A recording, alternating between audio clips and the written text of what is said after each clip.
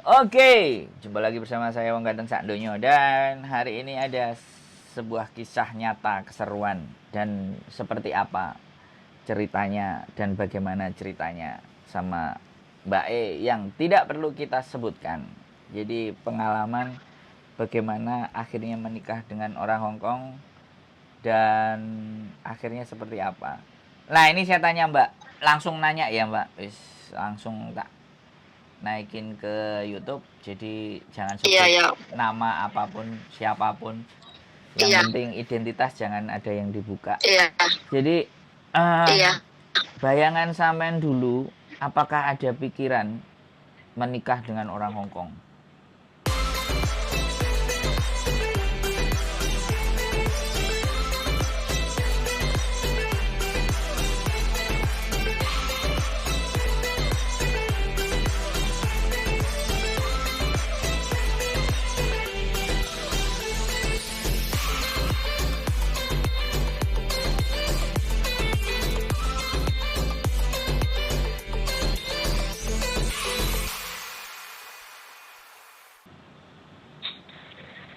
Kalau masalah pikiran, ya namanya manusia pasti ada. Ya, tapi nggak secepat itu kenal langsung nikah gitu kan. Ya, Kan. kita jalanin dulu. Kita pengen tahu Oh, gimana gitu. jadi awalnya kenalnya dari dia tadi udah diceritain betulin TV ya. Iya, Betulin TV terus ikut diajak atau nemenin? iya. Ya, nggak diajak. Jadi eh, bosnya minta nomor HP saya. Oh. Terus nomor HP saya dikasih ke dia gitu. Oh, bosnya minta nomor HP sampean. Iya, Bosnya yang betulin TV. iya, Oh, bukan yang betulin TV-nya sendiri minta nomor ke sampean, bukan? enggak. Oh. Malah dia itu diam, orangnya diem gitu, cuek adiknya gitu. Oh. Enggak kayak kayak kayak orang lain kalau ditanya, maksudnya langsung nyapa gitu loh. Kayak dia itu kayak kayak sungkan, malu gitu, ada rasa malunya, ada sungkannya gitu loh. Enggak kayak orang orang yang lain gitu. Mungkin karena yang lain itu udah terbiasa gitu. Kalau di tempat namanya dia kerja gitu ya, maksudnya ya mau bercanda oke gitu loh. Yang penting jangan ganggu kerjaan gitu loh. Mungkin Tapi sampean di Hong Kong sebelum kenal sama dia kerjanya berapa tahun? 10 tahun. Berapa? 10 tahun. 10 tahun, Mbak, 5 kontrak. Iya. Iya. Ya, yang kemarin ya hitungannya sampai nikah hitungannya 15 loh. Oh, kalau total berarti ini menikahnya sudah 5 tahun. Maksudnya 15 tahun aku dihitung jadi TKW Heeh. gitu. Loh, Sampai nikah gitu loh. sampai nikah itu 15 tahun. Hmm. Berarti Aku tadi kan kan putus 10 kontrak. tahun. Iya, 10 tahun itu kan dengan majikan. Nah, yang 5 tahun Majikan satu. dengan suami. Gini loh mas, yang 10 tahun itu majikan satu. Heeh. Terus kan aku pulang pulang kan Heeh. di Indo di Jawa itu setahun. Terus kesini lagi, Mm-mm. di sini lagi sekitar jalan udah masuk 4 tahun lah. Hmm. Empatnya udah jalan, maksudnya aku mutus kontrak waktu nikah. Iya kan. Ya memang kan harus milih salah satu. Masih ngelanjutin bekerja visanya atau visa sama suami. Nah, sampean memilih visa sama suami kan artinya. Iya, Oh, berarti 10 tahun itu dan di 10 tahun itu juga pacaran ya sama orang Hongkongnya. iya masih, iya pacaran. Pacarnya pacarannya hari Minggu aja ya.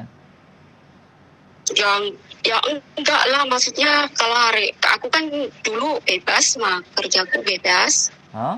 kita keluar bebas, Oh, aku kerjanya bebas gitu loh. tapi gini, oke wis. Kita Berarti, yang penting ada izin kita. oh karena satu majikan itu tadi ya, karena sudah hapcok tadi ya, Iya, udah percaya ya. Nah, yang ingin saya tanyakan lagi ya, aku nggak apa-apa ya Mbak banyak tanya, karena biar nggak apa-apa. memberikan gambaran ke teman-teman yang serba tidak tahu, apakah ketika sampean menikah dengan orang Hongkong itu enak semua atau nggak enak atau medium atau sama saja? Menurut sampean biar? Ya kalau menurut aku sih ya ada enaknya ada enggaknya gitu loh. Enaknya gimana? Ya kalau enaknya eh, ya enaknya gini loh ya Mas, maksudnya namanya kita sama dia benar-benar suka gitu ya, Mm-mm. terus tiba-tiba berubah gitu loh. Hmm. Yang jadi nggak enak tiba-tiba berubah, nggak sama kayak dulu. Iya, Oh, iya. jadi terus Apa mungkin karena aku jelek gitu loh. ada kepikiran kalau dulu emang sampean cantik dulu.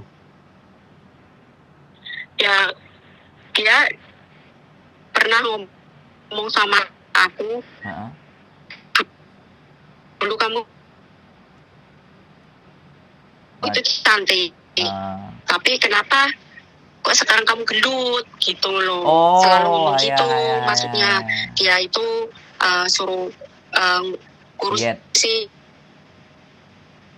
ngurusin. badannya gitu loh. Oh iya iya iya, I see. Jadi penampilan itu bisa berubah dan orang juga nggak mood lagi gitu loh. Jadi bisa jadi faktornya seperti itu gitu ya. Berubah. Iya, Oke, jadi iya. jadi itu terjadi Betul. akhir-akhir ini ya. Terjadi Ya akhir-akhir sekarang ini. kan kita harus tahu gitu loh. Oh, Iya terjadi akhir-akhir inilah, ya belum belum belum belum lama lama. ya, paling baru sekitar dua mingguan lah. Oh, baru gelagat-gelagat itu mulai dia menunjukkan dan 2 minggu. dia menunjukkan dan Iya menunjukkan udah, maksudnya kayak feel apa firasat aku baru tahu itu ya 2 minggu gitu loh. tapi menurut sampean ya sebagai seorang wanita ya kecewa ya atau kok kayak gini ya kayak gitu ya, suamiku kok jadi Ya. kayak gini gitu. Iya kecewanya ada banyak, kecewanya. Kadang kita bisa merenung diri ya, bisa ngomong sendiri, nanya pada diri sendiri ya. Kenapa kok jadi begini gitu loh? Salah saya apa gitu, kekurangan saya apa gitu loh. Perasaan saya baik-baik aja gitu ya. Saya pun ngelayanin dia pun secara baik-baik gitu ya. Kita kenapa kok kayak masih ada yang kurang gitu di mata dia gitu loh. Apa karena aku udah gendut? Enggak. Kenapa? Sudah gendut, nggak seksi lagi kayak dulu gitu.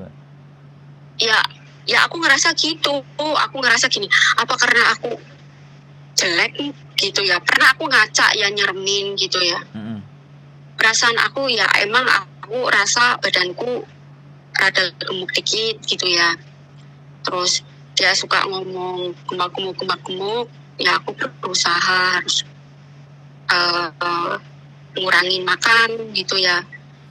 Tapi ya kita yang makanan kering gitu, jangan suka ngemil makanan kering gitu loh. Tapi hubungan suami istri lancar kan? Aman-aman saja kan? Lancar. Nggak ada persoalan kan? Aman. Alhamdulillah aman. Nggak ada, tetap aman. Atau misalnya ada sesuatu yang berbeda kok, seminggu biasanya minta 3-4 kali kok ini nggak minta sama sekali, kayak gitu kan nggak ada kan? Normal-normal semuanya? Nggak ada. Lancar ya? Biasa aja. Cuman agak agak perlakuannya berubah. Jadi ada perubahan-perubahan yang menurut sampean kok Enggak ada beda. ada sih, maksudnya kalau kalau masalah suami istri dia oke sih, Nggak ada masalah ya suami istri nggak ada masalah. hubungan. Terus Maksudnya uang ya, juga dia nggak ada bilang, uang juga aman ya, uang materi. kalau materi ya emang sekarang makin berkurang. Oh, Tuh loh. agak sulit ya. Iya. Tapi boleh kan sampean bekerja? Kalau nanya ke dia. Boleh ya. Udah diizinin. Sebelumnya? Yang penting yang sebelumnya ya boleh kerja, terus berhubung aku kerja baru 1 bulan, kan taunya aku ada hamil gitu ya. Oh. Dia kayak nggak suka gitu sama aku gitu. Kenapa gitu? Kan aku udah bilang gitu ya, namanya kita kan nggak tahu gitu ya. Ya. Walaupun di sini udah hati-hati gitu kan. Namanya orang dikasih gimana sih? Oke. Jadi seperti itu ya ceritanya. Tapi iya, berarti selama ini ya memang perjuangannya sampean terus akhirnya dapat menikah ya. Apa memang dulu ada masa lalu yang kelam, Mbak? Sebelum berangkat ke Hong Kong itu apa ada sesuatu yang pahit yang sampean derita apa sampean alami? Oh, dulu aku berangkat ke sini yang sebelum kenal sama suamiku sini. Pertama kali memutuskan untuk berangkat ke Hong Kong, bukan menikah, berangkat ke Hong Kong itu apakah punya persoalan atau permasalahan yang nggak ada, dirasa berat gitu? Enggak ya? Nggak ada. Cuman ditinggal suami aja ya? Saya ditinggal suami, saya udah ikhlas karena aku mikir aku pergi ke luar negeri karena buat masa depan anak saya. Kalau saya nggak cari nafkah, siapa yang mencari nafkah pada anak saya gitu loh. Saya harus berdiri sendiri gitu loh. Oke. Jadi keinginan sampean aku sendiri. Aku mikir gini ya. Gimana? Aku mikir gini loh, Mas. Tanpa ada lelaki, perempuan pun bisa loh jadi kepala rumah tangga. Gitu. Mantap. Aku gitu, sukanya gitu loh. Aku mikirnya gitu. Aku sampai mikir gini ya. Andai kan anak saya udah dewasa gitu ya, bakalan aku curhatkan ke dia gitu ya. Pahitnya dulu aku mengandung dia gitu kan, sampai melahirkan dia ya kan, sampai aku mendidik dia pun harus benar-benar ini gitu loh. Benar-benar kuat ya, harus keras ya. Ya benar-benar kuat, keras gitu ya. Aku sampai bilang gini ke dia, bilang ke anak saya, kamu tahu nggak Nan, ibu kan kerja capek gitu ya. Kamu sekolah yang rajin, yang pinter kan buat kamu, bukan buat ibu sendiri gitu kan. Ibu kalau kamu pinter juga ibu bangga gitu kan seneng gitu loh. Terus kalau kamu besok besar, kalau kamu udah gede gitu ya, kamu udah dewasa, kamu nikah, married, punya istri, jangan sia-siakan perempuan istri kamu. Jangan sampai istri kamu itu menangis gitu loh. Itu tidak boleh. Anak saya nanya ke saya, kenapa Bu kok nggak boleh, katanya kan. Kamu tahu nggak, kalau sampai lelaki bikin istri menangis, itu anggap aja rezeki kamu hilang. Air mata yang mengalir dari istri kamu itu rezeki kamu. Terus sekarang umur berapa anaknya sampean? 16.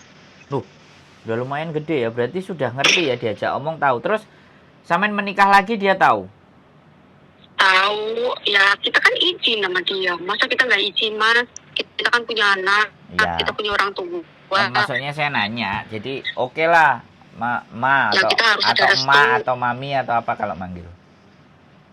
Ya dia manggilnya ibu. Oh ibu, tapi ya sudah ya. Jadi 16, nggak ingin dibawa ke sini Mbak? Enggak ya? Dia nggak mau diajak, nggak mau, katanya dia bilang, aku nggak mau ninggalin Mbak Putri sama Mbak Kakung katanya, karena dia yang rawat dari bayi merah Oh, udah sampean tinggal ya. Iya, masih 40 hari. Ngeri ya, 40 hari sudah sampean tinggal ya. Jadi dia sama mbahnya ya. Dididik sama mbahnya baik berarti. Berarti sampean ngiriminya mbahnya ya. Iya, Mbah dari sampean sendiri ya, orang tua sampean sendiri, bukan mertua ya. iya, bukan. Oh. Malah mertua, boro-boro mertua ngeliatin cucunya nggak ada. Oh. Sekarang aja dia udah besar, nanya-nanya kabar. Karena dia udah besar mah, dia pinter mah, dapat beasiswa lagi, Oh. dapat pendidikan pun bagus. Oh. Ya nanti kita bawa ke Jepang lah, kalau dia mau. Kalau Insya Allah mas, kalau dia itu mau, kalau dia itu lagi belajar itu sih otomotif. iya nggak apa-apa kan, Jepang banyak tuh perusahaan Toyota, kemudian Nissan. Saya punya jalur. Adik saya kan S2, S3-nya di Jepang. Dapat beasiswa juga. S1-nya dulu di ITB. Jadi ini justru ya, makanya hubungan baik ketika akan terjalin, maka akan menciptakan sesuatu yang lebih baik kan. Nah, kenapa saya nanya ke sampean kan saya ngorek, tapi ternyata ada mutiara-mutiara, ada berlian, ada intan yang nanti tinggal kita poles dikit aja udah gemerlap kan. Nah, jadi ini menarik sekali ya pembicaraan saya dengan sampean. Menurut saya menikah dengan orang Hong Kong tidak seindah atau tidak semenarik apa yang dibayangkan ya. Semuanya selalu ada sukanya dan ada dukanya. Tapi memang dasar dari awal sampean sudah orangnya tough, udah strong, udah kuat. Jadi nggak ada problem kan. Cuman kemarin aja sedikit kok kayak gini rasanya gitu ya kan. Hanya oleng sedikit ya, belum sampai ngeblak tapi oleng sedikit gitu kan.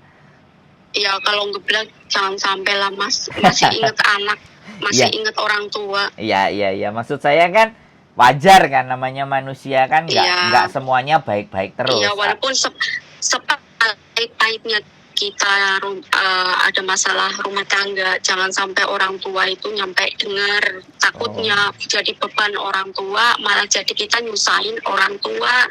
Udah kita mikirin diri sendiri aja udah susah, ntar orang tua dengar malah tambah sakit, kitanya yang malah bingung. Jadi kan rata-rata anak-anak tadi curhat kan sama Miss Yuni tentang persoalannya. Ini ternyata yang curhat juga notabene-nya sampean yang sudah posisinya sudah menikah kan, yang sudah berbeda statusnya aja sih, tapi manusianya kan tetap sama. Tapi sekali lagi ya, ada hal yang bisa dipesankan kepada teman-teman bahwa berhubungan dengan orang Hong Kong itu atau sampai menikah dengan orang Hong Kong itu tidak semanis apa yang dibayangkan itu. Kira-kira ada yang bisa sampean pesankan nggak? Ya, sebenarnya sih ya, kalau semua orang tuh nggak sama ya. Ya mungkin yang lagi aku jalanin aja gitu.